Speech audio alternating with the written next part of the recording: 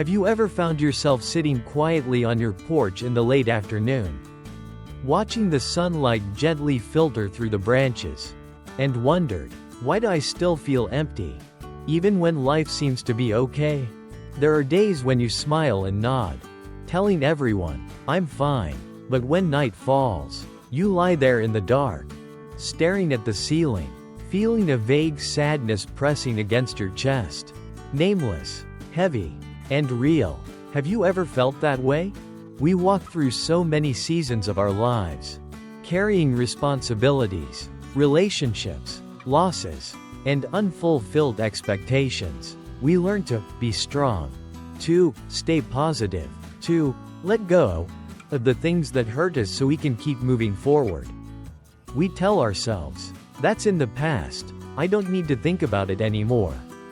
We continue with our work, our families, our gatherings, our everyday conversations, maintaining the calm exterior we've built over the years. Yet, in a quiet corner of our mind, there are still old memories, words that once hurt us, regrets we never voiced, moments we're angry at ourselves for not choosing differently, and a quiet fear of what lies ahead. Many people turn to healing practices, seeking peace, seeking personal growth, hoping to erase that pain. And maybe you've tried too, taking walks, exercising, attending support groups, reading books about healing, trying to think more positively, learning to forgive, learning to let go. All of these are good, and you've shown courage in doing them. But there is something few people will tell you. There are pains that won't disappear just by staying positive. And there are fears that can't be healed by comforting words alone. They need to be looked at directly, acknowledged, and listened to with honesty. Carl Jung called this the shadow, the part of our mind we often hide away. It is not something bad or something to get rid of. It is a part of who you are, containing suppressed feelings, unspoken desires, fears you haven't dared to share, and tears you've swallowed quietly over the years. And Jung once said, we do not become enlightened by imagining figures of light, but by making the darkness conscious. We cannot find true peace if we continue to ignore these hidden parts of ourselves.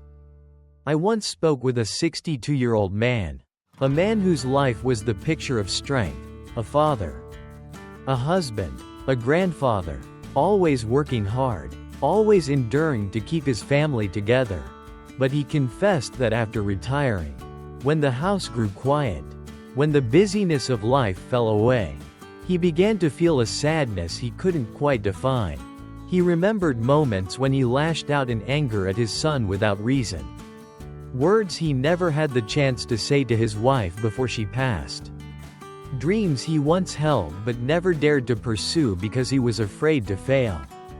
He told me, I don't know what to do with all of these feelings. I've hidden them for so many years. That is the shadow. And he started by simply sitting down each morning and writing a few lines about what he was feeling.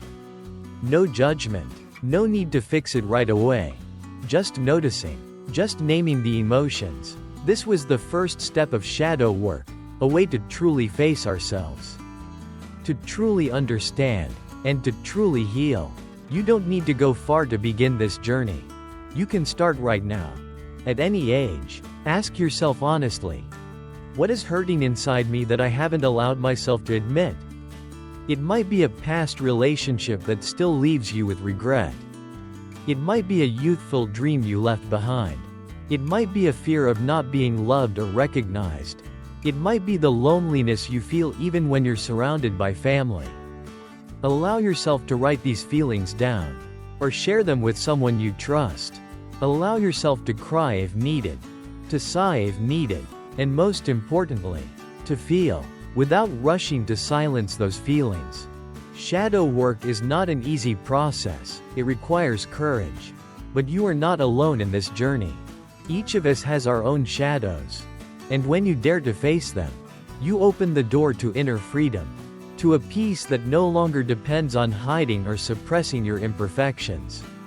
When you embrace your shadow, you are learning to embrace yourself. Completely. You might have thought that growing older means accepting a quiet life. Letting go of your dreams. Letting go of deep emotions. Letting go of the desire to live fully. But you know what? It's precisely when you allow yourself to live authentically, to face your true feelings, that you find your vitality again. You can still smile at the sunrise. Still feel moved by an old song. Still laugh at a small joke. Still savor each breath in the present moment. Shadow work is not about digging up your past to blame yourself. Nor is it about drowning in old pain. It is a journey of recognition, of understanding how you were hurt, how you protected yourself, and what you need now to move forward more gently. When you understand what has been happening within you, you begin to feel lighter, more forgiving toward yourself, and in turn, you can love others more easily. If you are in your 50s, 60s, or beyond, it is not too late to begin this journey. In fact, this is one of the most precious gifts you can give yourself in this beautiful stage of life: inner freedom. You don't need to become a false version of positivity. You simply need to become your truest self.